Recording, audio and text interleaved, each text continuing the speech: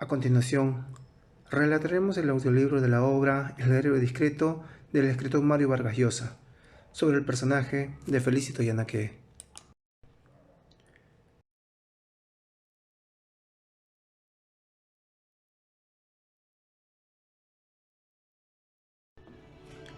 Don Felicito Yanaque vivía en el centro de Piura. Tenía una empresa de transportes llamado Narigualá, el cual con mucho esfuerzo había logrado sacar adelante. Se levantaba todos los días de lunes a sábados a la misma hora y se alistaba para ir a trabajar.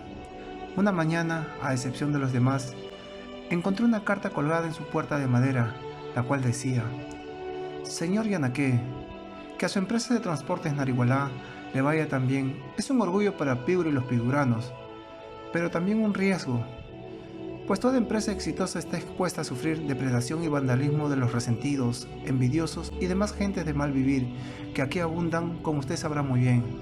Pero no se preocupe, nuestra organización se encargará de proteger a Transportes Narigualá, así como a usted y a su digna familia de cualquier percance, disgusto o amenaza de los facinerosos. Nuestra remuneración por este trabajo será de $500 al mes. Lo contactaremos oportunamente respecto a las modalidades de pago.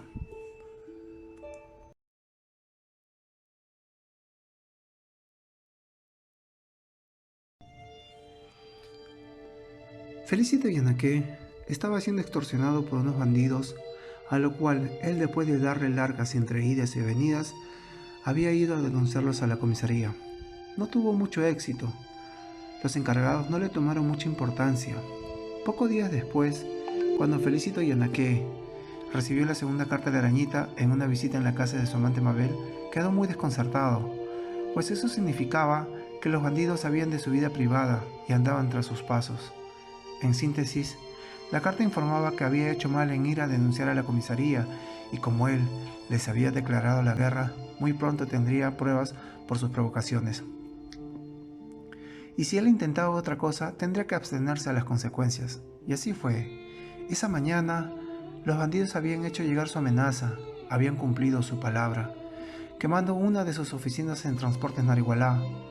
Felicito, ante lo sucedido, no se amedrentó, no se dejaría extorsionar por los bandidos. Así que tomó la decisión de publicar un anuncio en el periódico El Tiempo, el cual decía: Señores chantajistas de la Arañita, aunque hayan quemado mi oficina de transportes Narigualá, la empresa que he creado con el honrado esfuerzo de toda la vida, públicamente les hago saber que nunca pagaré el cupo que me piden. Les hago saber antes que me maten entre estas líneas y otras más.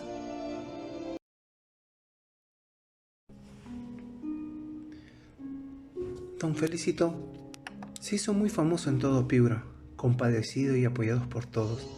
Ante esto, habían transcurrido ya 3 semanas del incendio, lo cual una mañana, cuando se encontraba en su escritorio del garaje, don Felicito recibió una carta sin remitente, y como era de esperarse, era de los bandidos, el cual decía que lo invitaban a ser flexible, si no recibiría un quebranto más grave de lo sucedido, y que no le guardaban rencor por lo que publicó en El Tiempo, y que empiece de cero. Le daban exactamente 2 semanas para que recapacite, sino que se abstuviera a las consecuencias.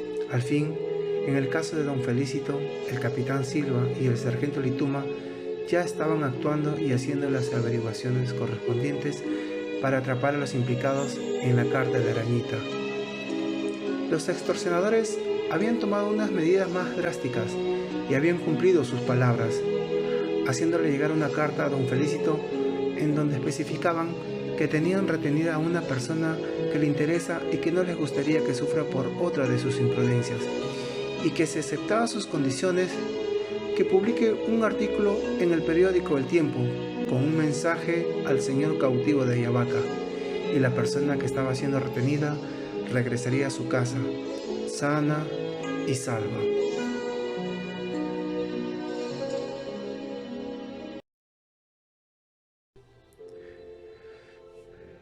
Don Felicito, sin pensarlo, recorrió a la comisaría llevando la carta, haciendo enterar que habían secuestrado a su amante Mabel, lo cual le había dado una profunda tristeza, pero ni eso haría flaquear a don Felicito. Habiendo transcurrido ya 6 días, Don Felicito y las autoridades se habían puesto de acuerdo para engañar a los extorsionadores, publicando el artículo que ellos querían leer en El Tiempo, para que así pudiera soltar a Mabel, lo cual sería una estrategia para estar un paso delante de los extorsionadores. Y así fue. Los mafiosos habían soltado a Mabel. Inmediatamente, el sargento Lituma, el capitán Silva, junto a don Felicito, recurrieron a la casa de Mabel, donde le hicieron unas preguntas de cómo había sido su secuestro.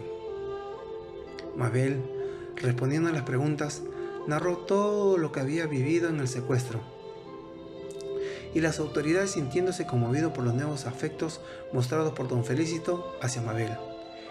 Después de una larga conversación, ya solo Lituma y Silva, conversando sobre lo sucedido, llegaron a la conclusión de que Mabel no estuvo secuestrada y que todo fue un cuento y que ella era cómplice de los chantajistas.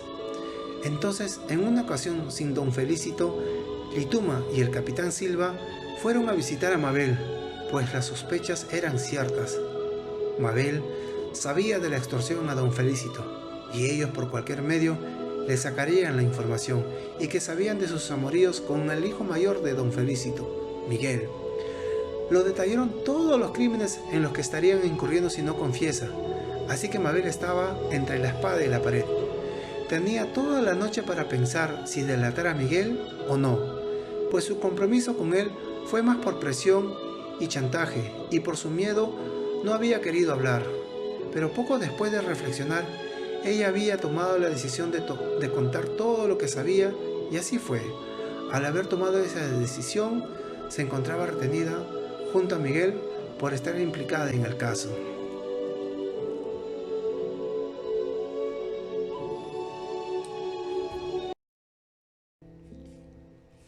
Ahora venía lo desagradable para don Felicito.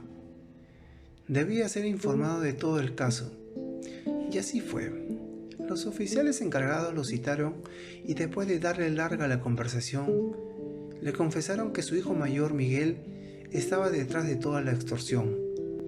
Era el autor intelectual de todas las cartas de la arañita, y que su amante Mabel sabía de todo el asunto, aunque por presión de su hijo Miguel no había confesado, porque estaba siendo chantajeada en contarle todo a él, que ellos eran amantes y que ahora se encontraban detenidos. Grande fue la decepción que se llevó don Felicito. Su mente nula, casi no podía hablar. Recorrió al único lugar donde sabía que tenía una amiga, su fiel amiga Adelaida, la cual tan servicial la escuchó, consoló y advirtió que algo impresionante ocurriría, sin saber si era para bien o para mal. Ahora Felicito esperaba que la noticia se esparciera por todo Piura. Ahora él tendría que lidiar con todos los periodistas. La cuestión, un escándalo total. Es entonces que Felicito decidió hablar con Gertrudis de algo que siempre tuvo en mente, pues siempre pensó que Miguel no era su hijo. A esto su esposa le respondió que se dio cuenta el día en que Miguel nació, pues tenía los ojos claros y el cabello también. Al confirmar sus sospechas, don Felicito decide hablar con el doctor Castro, quien era el abogado de su empresa, para preparar unas documentaciones en donde indica que Miguel renuncia al apellido de Yanaque y a todo el vínculo con la familia a cambio de su libertad.